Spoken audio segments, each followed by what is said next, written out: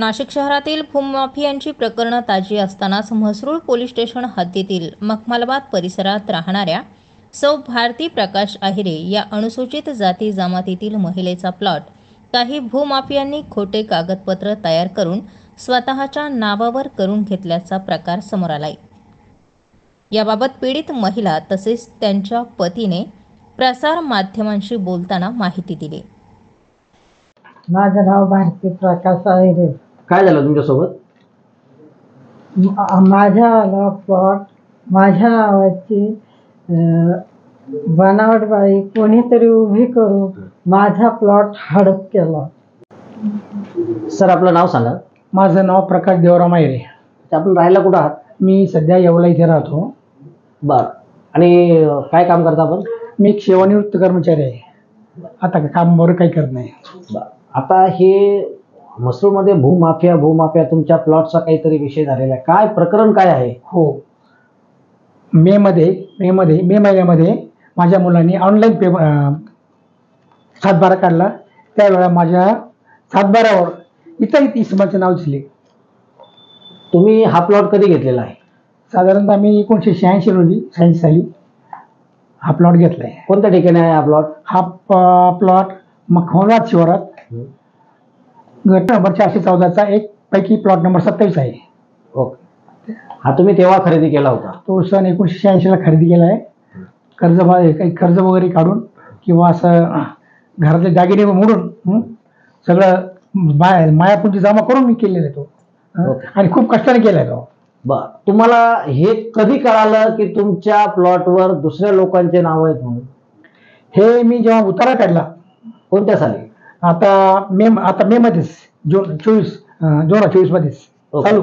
हां, त्यावेळेस तुम्हाला लक्षात आलं की आपला प्लॉट गेला, कोणीतरी हडप गेला। ओके, मग तुम्ही काय केलं? मग आम्ही तात्काळ नाशिकला आलो। नाशिकला येऊन तलाठी कोकट तात्या मखमलाबादचे तलाठी त्यांना भेटलो। त्यांनी उतारे सगळे कागद दाखवल्या मला।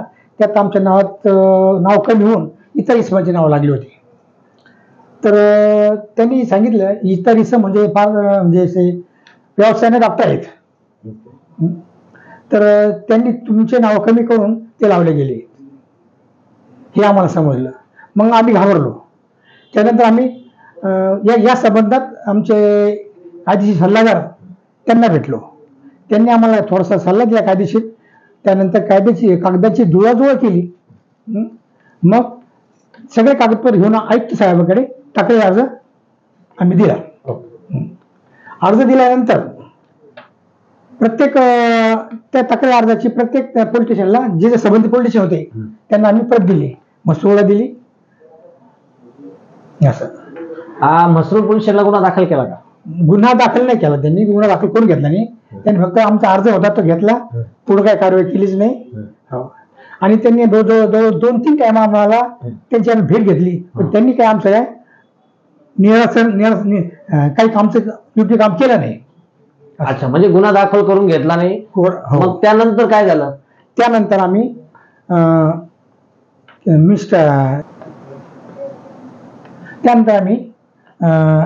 पोलीस उपायुक्त साहेब चव्हाण साहेब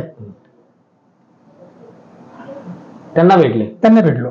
बा, त्यांनी तुमच्या शंकेचे निरसन केलं का? त्यांनी आम्हाला सकारात्मक आमच्याशी वार्ता केली आणि त्यांनी शंकेचे निरसन असं केलं की तुमचा गुन्हा आम्ही 2 दिवसामध्ये दाखल करून घेऊ, असं मी आमच्या म्हसरूळ पोलीस स्टेशनला सांगतो म्हणे।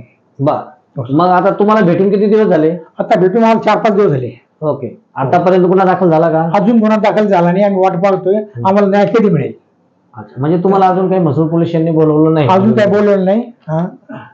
मग प्रशासनाकडे तुमची काय मागणी असणार आहे? आमची प्रशासनाला हात जोडून विनंती आहे की त्यांनी आमच्या अर्जाचा विचार करून आम्हाला न्याय द्यावा आणि जे भूमाफी आहे त्यांना कठोरात कठोर शासन व्हावे, ही आमची नम्र विनंती आहे।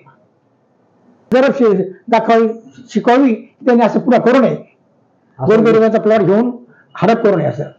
म्हसरूळ पोलिसांकडून आहिरे दाम्पत्याची तक्रार दाखल करून घेण्यास टाळाटाळ केल्याचा आरोपही करण्यात आलाय।